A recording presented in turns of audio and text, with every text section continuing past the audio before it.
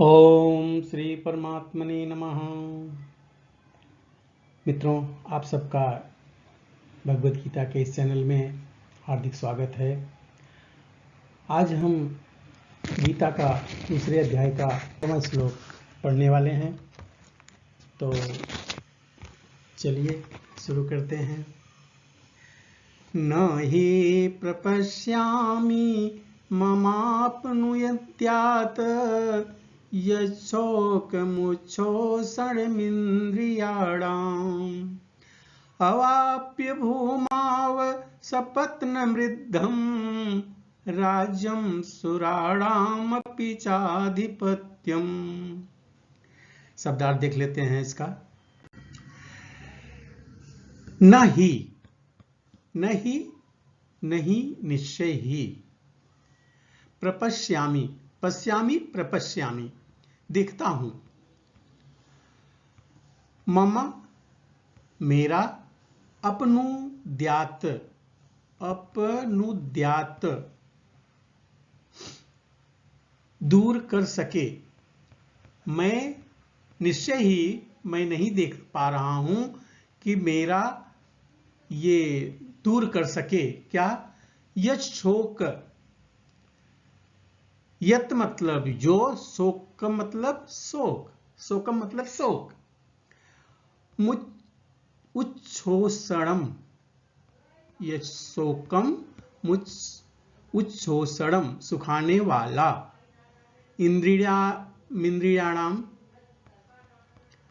उच्छोषणम सुखाने वाला, इंद्रियाणाम इंद्रियों का, जो इंद्रियों का शोक है उसे सुखाने वाला मैं नहीं देख पा रहा हूं कि कोई ऐसा निश्चय कुछ दिख रहा है जो मेरे इस इंद्रिय दोषों को, शोक को दूर कर सकता हो। आगे, अवाप्य भूमाव सपत्न मृद्धम, अवाप्य मतलब प्राप्त करके, भूमौ भूमि पृथ्वी पर, भूमाव भूमाव पृथ्वी पर, असपत्नम, असपत्नम शत्रुविहीन, वृद्धम समृद्ध, राज्यम राज्य, सुराणाम देवताओं का, अपि मतलब चाहे, चा मतलब भी, अधिपत्यम सर्वोच्चता। कहना चाह रहे हैं अर्जुन कि हे केशव, हे श्री कृष्ण, मुझे ऐसा कोई साधन नहीं दिखता जो मेरी इंद्रियों को सुखाने वाले इस शोक को दूर कर सके। पहली लाइन का दूसरी लाइन का यह अर्थ हुआ।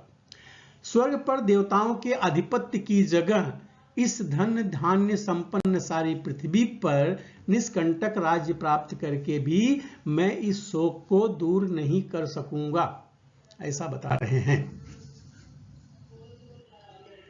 न हि प्रपश्यामि ममापनुद्यात् यशोकमुच्छोषणमिन्द्रियाणाम् अवाप्य भूमाव सपत्नमृद्धं राज्यं सुराणामपि चाधिपत्यम्।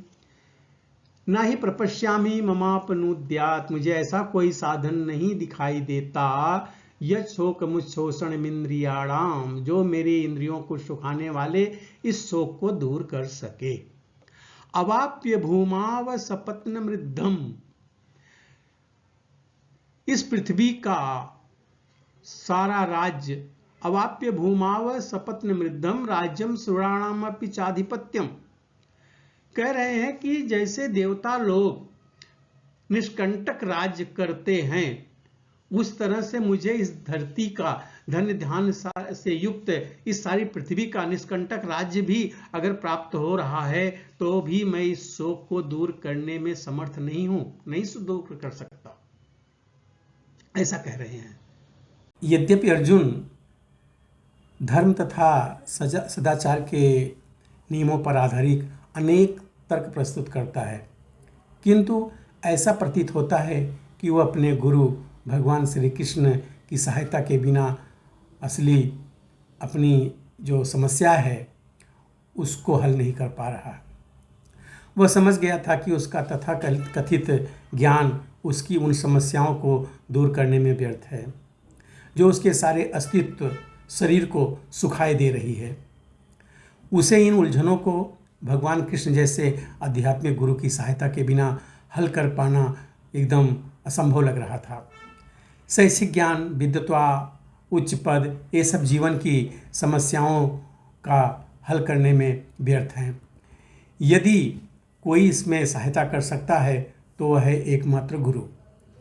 अतः निष्कर्ष यह निकला कि गुरु जो 100% कृष्ण भावना भावित होता है वही एकमात्र प्रामाणिक गुरु है और वही जीवन की समस्याओं का हल कर सकता है। भगवान चैतन्य ने भी कहा है कि जो कृष्ण भावनामृत के विज्ञान में दक्ष हो, कृष्ण तत्ववेत्ता हो, चाहे वो जिस किसी भी जाति का हो, वही वास्तविक गुरु है। कोई व्यक्ति चाहे वह शूद्र जाति में जन्म लिया हो या कि सन्यासी किसी, यदि वह कृष्ण के विज्ञान में दक्ष है तो यथार्थ प्रामाणिक गुरु है वो। अतः कृष्ण तत्ववेत्ता हुए बिना कोई भी प्रामाणिक गुरु नहीं हो सकता।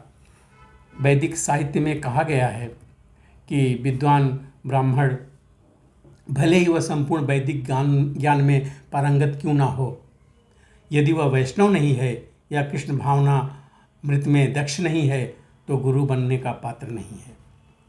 किंतु शूद्र यदि वह वैष्णव या कृष्ण भक्त है तो गुरु बन सकता है। पद्म पुराण में भी लिखा, संसार की समस्याओं जन्म, जरा, व्याधि तथा मृत्यु की निवृत्ति धन संचय तथा आर्थिक विकास से संभव नहीं है। विश्व के विभिन्न भागों में ऐसे राज्य हैं जो जीवन की सारी सुविधाओं से तथा संपत्ति एवं आर्थिक विकास से पूरित हैं, किंतु फिर भी उनके सांसारिक जीवन की समस्याएं ज्यों की त्यों बनी हुई हैं।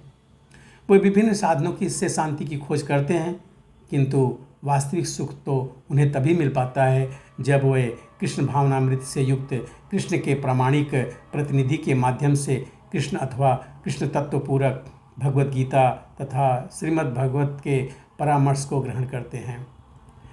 यदि आर्थिक विकास तथा भौतिक सुख किसी के पारिवारिक, सामाजिक, राष्ट्रीय या अंतर्राष्ट्रीय अव्यवस्था से उत्पन्न हुए शोकों को दूर कर पाते तो अर्जुन यह न कहता कि पृथ्वी का अप्रतिम राज्य या स्वर्गलोक में देवताओं की सर्वोच्चता भी उसके शोकों को दूर नहीं कर सकती।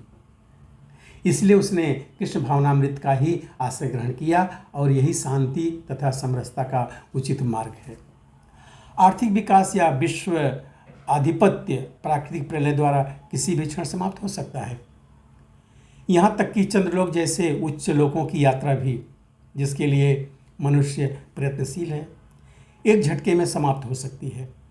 भगवत गीता इसकी पुष्टि करती है, क्षीणे पुण्ये मृतलोकम विसंति। जब पुण्य कर्मों के फल समाप्त हो जाते हैं तो मनुष्य सुख के शिखर से जीवन के निम्न स्तर पर गिर जाता है। इस तरह से विश्व के अनेक राजनीतिज्ञों का पतन भी हुआ है। ऐसा अधपतन शोक का कारण बनता भी है। अतः यदि हम सदा के लिए शोक का निवारण चाहते हैं तो हमें कृष्ण की शरण ग्रहण करनी होगी, जिस तरह से अर्जुन ने की। अर्जुन ने कृष्ण से प्रार्थना की कि वह उसकी समस्या का निश्चित समाधान कर दे, और यही कृष्ण भावना की विधि भी है, कृष्ण भावनामृत की विधि भी है।